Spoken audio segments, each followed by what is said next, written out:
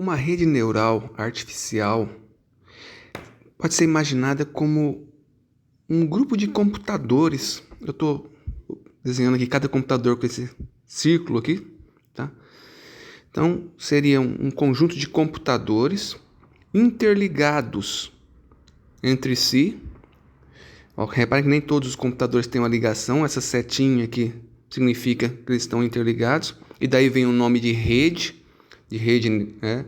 O neural vem da inspiração no cérebro humano, nos neurônios. E o rede vem por essa questão dessa interligação, desse entrelaçamento entre os computadores. Cada computador desse aqui, né, que a gente chama também de neurônio artificial, realiza operações bem simples, muito mais simples do que um computador real. E uma coisa central nessa rede é que esses elementos aqui, né, os círculos, eles se comunicam entre si. Essa comunicação é bem simples, na verdade, é um número, né? Cada elemento desse, ou cada neurônio artificial, pode enviar um número para o seu vizinho, né, para aqueles outros neurônios com quem ele está conectado. Então, e cada computadorzinho desse aqui, ou cada neurônio artificial, realiza uma operação com base na informação que ele recebe, que são números. Aqui vamos pegar esse neurônio A aqui, ó, repara que ele está conectado com todos esses outros azuis aqui. Então ele recebe um número de cada um desses aqui. Ele vai pegar esses números, vai realizar uma operação sobre eles, bem simples, que eu mostro em outro vídeo. E vamos supor que deu 5 aqui, o resultado da operação que ele fez com os números que ele recebeu. Ele vai pegar esse número e vai passar para frente. Vai passar para outros neurônios seguindo a direção das setas. Aqui você tem alguns neurônios que a gente chama de neurônios da entrada, que ele não está ligado a outros neurônios, que recebe a informação do mundo exterior, que também são números, tá? Aqui eu coloquei números inteiros, 2, 1, 8, 10, 5, mas na prática a gente usa números reais, tá? 0,001, 5,47 são números reais, números quebrados, né? Que pode ter casa decimal. E nós temos então, essa rede recebe números, cada neurônio de entrada recebe um número, e cada neurônio de saída produz um número também, tá? E você tem essas ligações todas entre cada neurônio artificial, né, dessa rede. O que seriam os parâmetros de uma rede neural artificial? Que a gente chama também de peso, ou em inglês weights, tá? Parâmetros, pesos. É o quê? Na hora de passar, ó, de A para B, tá? Na hora desse elemento aqui, passar a informação que ele recebeu, depois de calcular, depois de feito as contas que ele fez, chegou no 5. Na hora de passar para o B, né, essa linhazinha aqui, ela tem um peso, a gente chama de peso, que é um número também, que é um número real, que vai ser multiplicado por esse número que o A está querendo passar para o B. Então aqui, se esse número for 8, né, na hora de chegar para o B não vai chegar ao 5, vai ter uma mudança nessa comunicação aqui, e esse peso aqui vai ser multiplicado por esse número e vai virar 40. Esse mesmo número 5 que o A está comunicando aqui para os neurônios que estão ligados a ele, na hora que chegar no C, também vai ser modificado pelo peso da conexão. A gente chama também de conexão isso aqui, tá? Seria o equivalente, né, a sinapses, mas é bom sempre ter em mente que isso é levemente inspirado no cérebro humano, mas não é um modelo perfeito de como funciona cada neurônio, como funcionam as sinapses, tá? No cérebro humano essas coisas são bem mais complexas. Então, o que eu estou dizendo aqui? O que significa esse 8 aqui? Eu desenhei essa setinha mais grossa, né? Está dizendo que o peso dessa, que a gente chama também de aresta, ou dessa conexão, é maior do que essa. Então, a gente tem uma ligação entre A e B, que quando o A passa alguma informação para B, essa informação vai ser amplificada por 8, vai chegar a 40. Do A para C, Acontece também uma amplificação, né, mas é menor. E poderia ser um número aqui menor que 1, poderia ser meio, por exemplo. Então esse sinal aqui ele poderia perder força, a gente chama de sinal também esse número. Eu estou usando várias nomenclaturas aqui que aparecem, né, para vocês terem ideia dos sinônimos aqui que acontecem. Então esse número real, ele sofre, né, essa variação por conta do peso, né, e se transforma num outro. E aí o que acontece? O C vai se comunicar com o D. Mesma coisa, ele vai pegar, ele recebeu esse 10 aqui, né, que era o 5, que virou 10 por causa do peso, mas ele está ligado a outros neurônios. Então ele vai receber números, né, desses outros neurônios, né, e vai pegar esses números, vai fazer uma continha aqui dentro, tá, vai ter um resultado e vai passar esse resultado para frente. Tá? Como o peso aqui é 2, vai chegar a 6 aqui no D. O D está recebendo também informação do B, né, do neurônio B. O B é um 6 aqui, que ele queria passar para frente. A hora que ele jogou para o D, como o peso é 1 aqui, ó, não sofreu alteração. O 6 chegou 6. Para cada linhazinha dessa aqui, nós temos um peso. Tá?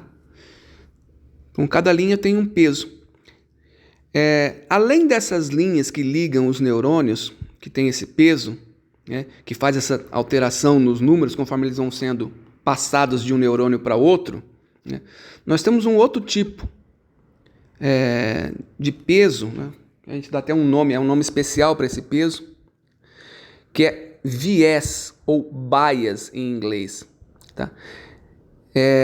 Ele tem a mesma questão, ele é um número, ele entra também no neurônio, né, ele recebe informação. Você tem redes onde ou partes de uma rede que você não usa viés, tá? Não é uma coisa que seja obrigado a usar o viés. Tem algumas vantagens de usar viés, e você pode usar viés em alguns lugares da rede neural, para alguns neurônios e não para todos. E você pode ter vários neurônios com o mesmo viés também. Tá? O que é esse viés? Por que recebe esse nome viés, bias? Ele não está ligado, reparem que ele entra no neurônio, mas ele não vem de outro lugar. Ele não está ligado a outro neurônio. A informação que chega no E e que vem de outro neurônio, ela vai ter relação, né, indireta lá com a entrada, com o que você está passando para a rede, que pode ser uma imagem, palavra, uma sequência de DNA, um vídeo. É claro que toda essa informação que chega na rede vai ser transformada em número. No final das contas, cada neurônio recebe um número. Esses números vão sofrendo essas mudanças, essas operações, né, vão sendo comunicados para outros neurônios, vão sendo alterados pelos pesos, né, e quando chega aqui no E, tá, você vai ter um número que que veio lá da entrada, foi sendo influenciado pelos outros neurônios e chegou até aqui. O viés, tá, ele não tem ligação com os outros neurônios e, portanto, não tem ligação com a entrada, ligação, né, com a informação que está chegando por aqui, por esses neurônios de entrada. Por isso ele é chamado de viés, no sentido de tendência.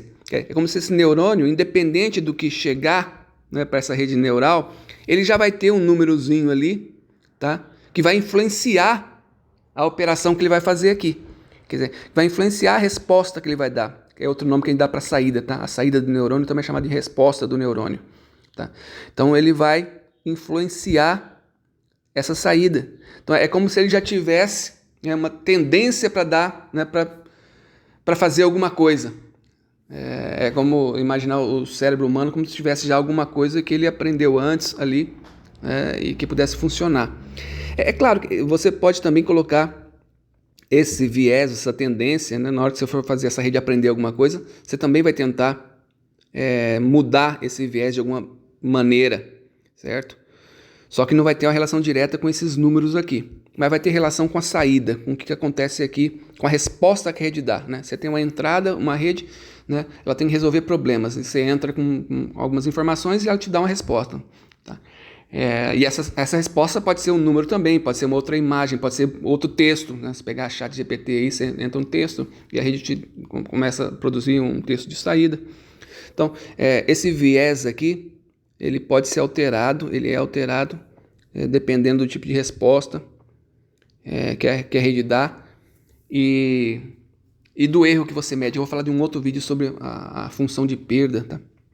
Mas nesse vídeo eu quero que fique claro que você tem numa rede neural, né, esses elementos que a gente chama de pesos e de vieses ou de baias, tá? E esses pesos também, incluindo o viés, a gente chama de parâmetros, tá? São os parâmetros. Quando a gente fala em parâmetros de uma rede, a gente está falando disso. E aí, quantos parâmetros tem uma rede? Aí depende da arquitetura. O que é arquitetura? É quantos neurônios você vai colocar aqui, como vão estar ligados esses neurônios.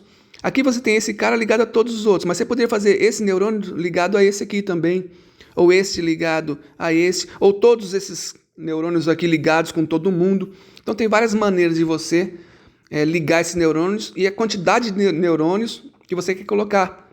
Aqui essa rede está organizada em camadas. Tem a primeira camada, tem outra camada, 3 camadas e uma camada aqui de saída. Você pode também, que faz parte da arquitetura, definir quantas camadas que você quer ter.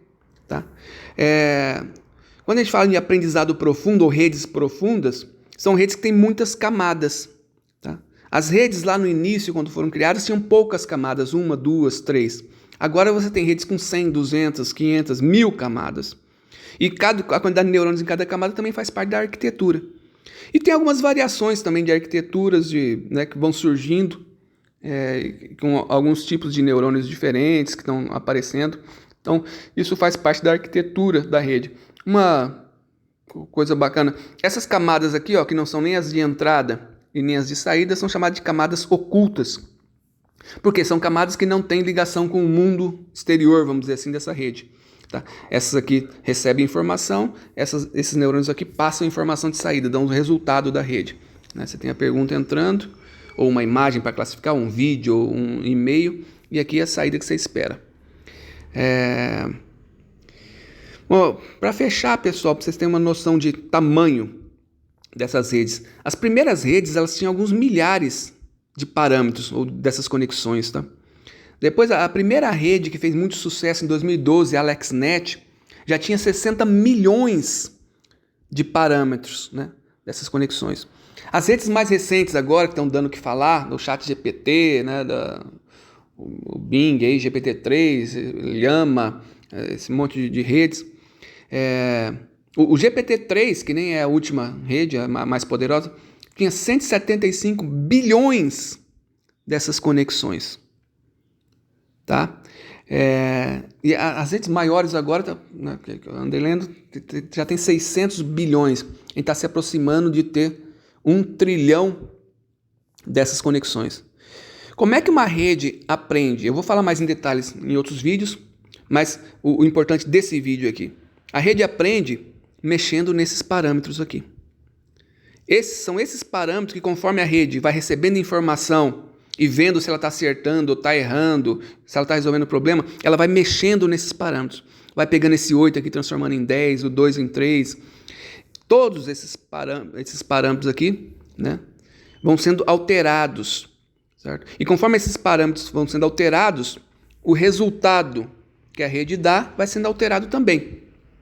E o que uma rede precisa fazer é tentar alterar esses parâmetros de forma que os resultados sejam os mais próximos possíveis do esperado para essa rede. Beleza, pessoal? Então, acho que o importante, eu vou ter vários vídeos, né, que eu vou fazer sobre isso, mas o importante aqui é que vocês tenham claro essa ideia do que é o parâmetro, o que são os parâmetros de uma rede neural. Tá? Então, os parâmetros são essas ligações que existem entre os neurônios, né, e que modificam a informação, né, que o neurônio está passando para o outro neurônio. E com isso, né, com os parâmetros maiores, você vai reforçando ligações entre alguns neurônios. Então você vai criando grupos, né, e caminhos aqui entre os neurônios que são, né, que tem mais influência no resultado final, que dão números maiores. E você pode ter uma situação onde vira zero, né, o peso, né, de um desses. Quando vira zero, aí vira 0, 0, você pode ter um monte de zero entrando aqui e você não tem mais influência no resultado. Você pode chegar num neurônio aqui, onde entra 0, sai 0 e ele passa a não ser muito útil na rede. Né? Na verdade, pode ter algum tipo de utilidade. Mas o importante é entender que os parâmetros são essenciais na rede neural São números e é neles, né, que a rede vai mexendo conforme ela vai tentando aprender coisas, ela vai alterando. Elas são, né, a grosso modo, inspirados no conceito de sinapses do cérebro humano. O cérebro tem os neurônios e vai criando sinapses entre os neurônios. E nesse processo, né, de modificar os valores desses parâmetros, a rede vai aprendendo a resolver problemas. É isso aí, pessoal.